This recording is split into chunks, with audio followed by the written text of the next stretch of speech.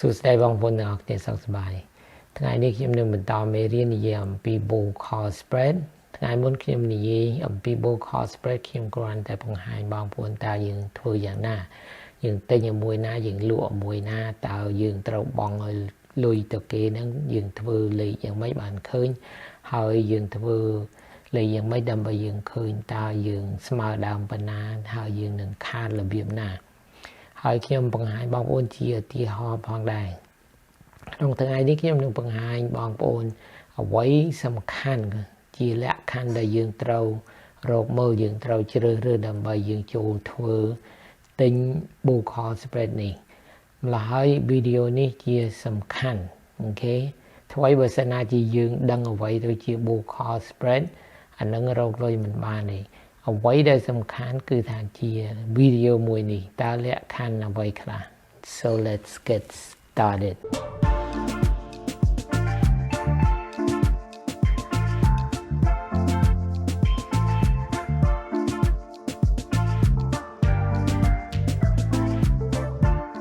ថ្ងៃមុនខ្ញុំបញ្ជូនវីដេអូកន្លែងនេះឯងខ្ញុំបង្ហាញបងប្អូន win to loss ratio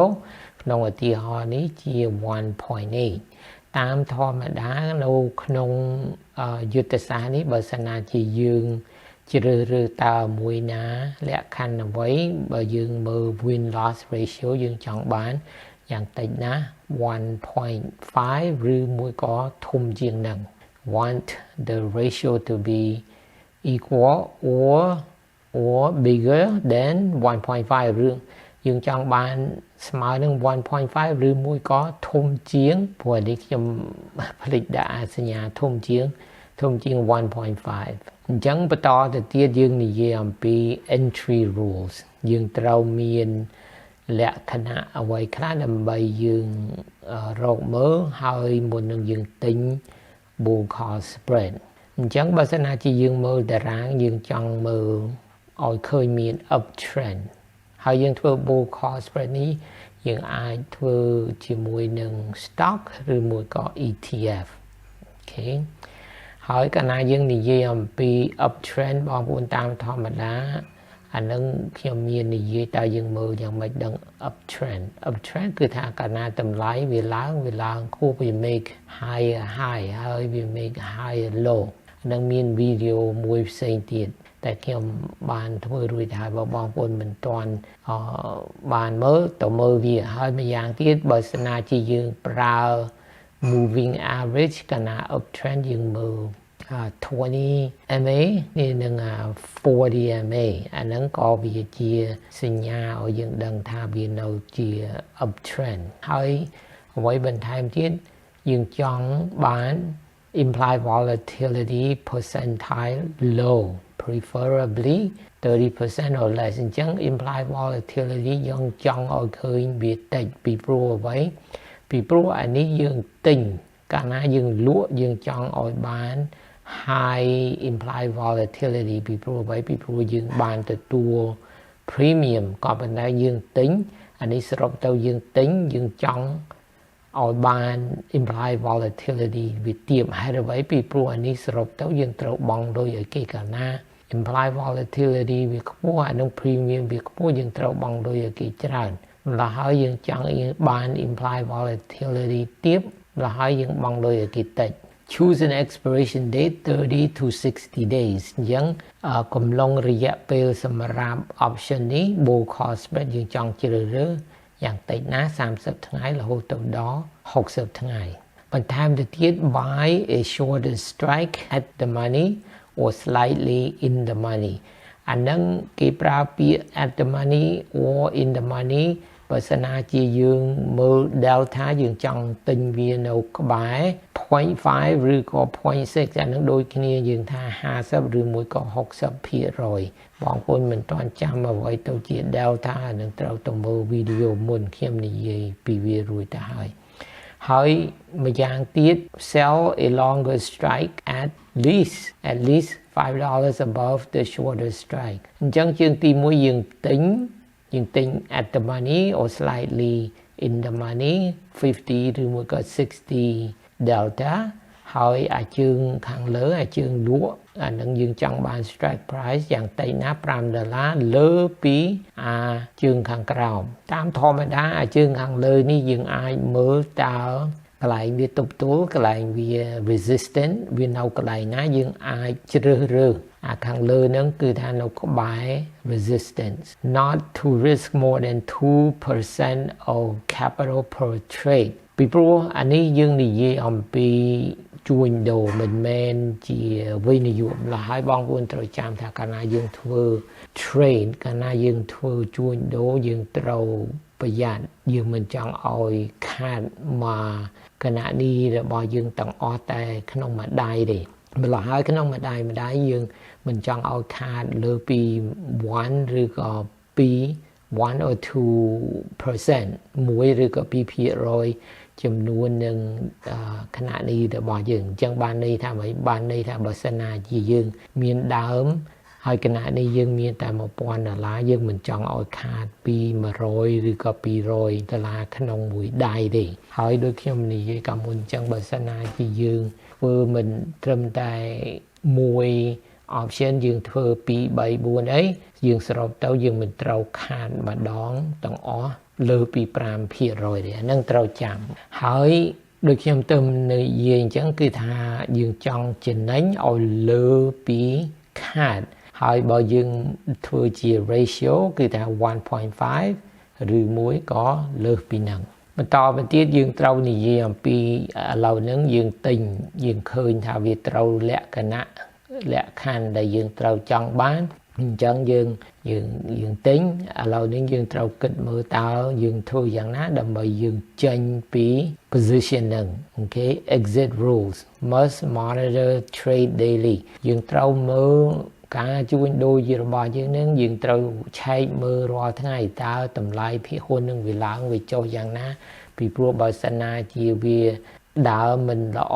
តាមដំណើរការដែលយើងចង់បានយើងខាតខ្លះយើងត្រូវទៅបិទវាអញ្ចឹងបើសិនណាជានៅក្បែរ expiration date 5ថ្ងៃទៅដល់5ទៅ7ថ្ងៃ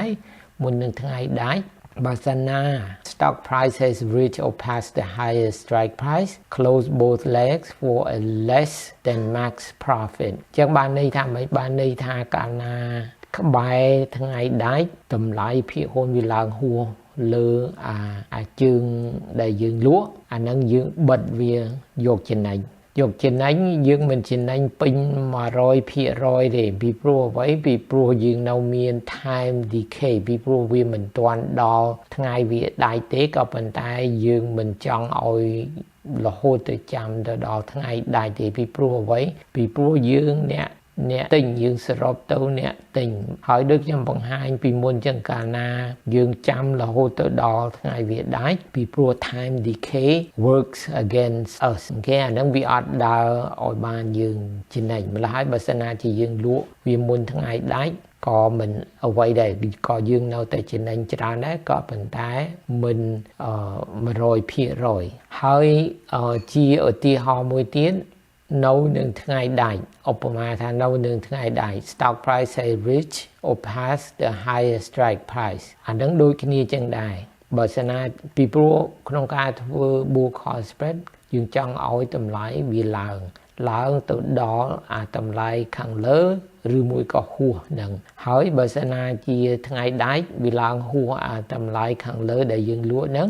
អានឹងយើងបិទយើងបាន max profitអូខេយើងបានចំណេញពេញលេញបន្តមកទៀតយើងនិយាយអំពី exit rule ដែរក៏ប៉ុន្តែមុននឹងថ្ងៃវាដាច់ឧបមាថាដូចឧទាហរណ៍មុនអញ្ចឹងគឺថា5ទៅ7ថ្ងៃមុននឹងវាដាច់តម្លៃភាគហ៊ុន is above the break even price អានេះមិនមែននៅលើតម្លៃដែលយើងលក់ទេណាយើងនិយាយអំពី break even price ដើម្បីរកមើល break even price យើងយកតម្លៃខាងក្រោមដែលយើងទិញបូកនឹងចំនួនលុយដែលយើងបង់ឲ្យគេអានឹងជា break even price អញ្ចឹងបើសិនណាជានៅក្បែរថ្ងៃដាច់5ទៅ7ថ្ងៃក្បែរដាច់ហើយតម្លៃភាគហ៊ុនវានៅខាងលើ break even price តម្លៃដែលយើងនឹងរួចខ្លួនក៏យើងបិទដែរបិទយើងមិនសូវបានចំណេញទេពីព្រោះអ្វីពីព្រោះតម្លៃភាគហ៊ុនវានៅលើ break even price តម្លៃដែលយើងរួចខ្លួនក៏ប៉ុន្តែវានៅក្រោមតម្លៃភាគហ៊ុនដែលយើងលក់បន្តមកទៀតអានេះ near expiration date 5 to 7 days prior អានេះក្បែរថ្ងៃដាច់ដូចគ្នាចឹងដែរ5ទៅ7ថ្ងៃក៏ប៉ុន្តែ the stock price is below the break even price but higher than the lower strike price អញ្ចឹងអានេះក្បែរថ្ងៃដាច់តម្លៃភាគហ៊ុនវានៅចន្លោះតម្លៃដែល break even ដែលតម្លៃដែលយើងនឹងរួចខ្លួនហើយនឹងតម្លៃខាងក្រោមដែលយើងទិញអានឹងយើងមានខាតខ្លះអញ្ចឹងយើងត្រូវបិទវាដែរដើម្បីអ្វីដើម្បីកុំឲ្យខាតធំពេកបើសិនណាជាវាចុះមកក្រោមតម្លៃ strike price ដែលយើងទិញអានឹងខាតច្រើនបន្តមកទៀតអានេះបើសិនណាជាមុននឹងថ្ងៃដាច់ anytime មិនថា10ថ្ងៃមិនថា20ថ្ងៃបើសិនណា the stock price drops below the lower strike price កាលណាតម្លៃភាគហ៊ុនវាធ្លាក់ចុះក្រោមតម្លៃ strike price ខាងក្រោម close the trade whenever losing about 50% of the max loss អញ្ចឹងយើងដឹងរួចទៅហើយតើយើង max loss យើងប៉ុណ្ណាកាលណាតម្លៃវាធ្លាក់ខាងក្រោមពី strike price ទាបយើងត្រូវបិទវាភ្លាមបើសិនណាជាយើងខាតប្រហែលជា 50% អញ្ចឹងបានន័យថាម៉េចនៅក្នុងឧទាហរណ៍ពីមុនដែលខ្ញុំបង្ហាញបងប្អូនឧបមាថាយើងបង់លុយឲ្យគេ180ក្នុងមួយកុងត្រាក៏ប៉ុន្តែឥឡូវនឹងតម្លៃភាគហ៊ុនវាធ្លាក់ចុះក្រោមតម្លៃ strike price ខាងក្រោមហើយយើងឃើញថាយើងខាតអស់90អញ្ចឹងយើងបិទវាភ្លាមបន្តមកទៀត anytime the uptrend is no longer valid the stock price falls below the previous low ជាឧទាហរណ៍មួយទៀតពីព្រោះខ្ញុំថាយើងធ្វើ bull call spread កាលណា uptrend វាបន្តទៅមុខវា continues ក៏ប៉ុន្តែបើសិនណាជា trend វាបែកវាធ្លាក់ចុះដើម្បីឲ្យដឹងថាវាធ្លាក់ចុះវាយ៉ាងណាពីព្រោះយើងកាលណាវាមាន uptrend ដូចខ្ញុំថាអញ្ចឹងវាធ្វើ higher high ហើយនឹង higher low ក៏ប៉ុន្តែបើសិនណាជាវាធ្លាក់មកក្រោមនឹង higher low អានឹងបានន័យថា trend ហ្នឹងក៏បែកដែរហើយកាលណាវាកើនឡើងយ៉ាងនេះយើងត្រូវទៅបិទ trade របស់យើងបិទ position របស់យើងthe stock price falls below the previous low short-term trend is broken close the trade for loss កាលណាយើងបិទ trade របស់យើងរបៀបនេះយើងអាចខាតច្រើនជាង 50% ម្ល៉េះហើយដូចខ្ញុំថាយើងត្រូវមើលវារាល់ថ្ងៃបើសិនណាជាឃើញថាវាមកក្បែរហ្នឹងយើងគួរតែបិទវាភ្លាមសម្រាប់វីដេអូនេះតែប៉ុណ្្នឹងទេខ្ញុំមិនចង់ធ្វើឲ្យវាវែងនៅក្នុងវីដេអូមួយក្រោយទៀតខ្ញុំនឹងបង្ហាញបងប្អូនជាឧទាហរណ៍ហើយ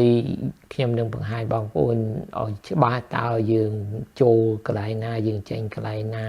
ហើយយើងនិយាយអំពី profit ហើយនឹង loss តែប្រហែលខាតប្រហែល ratio អីហ្នឹងឯងអញ្ចឹងបើបងប្អូនមានសំណួរដាក់នៅខាងក្រោម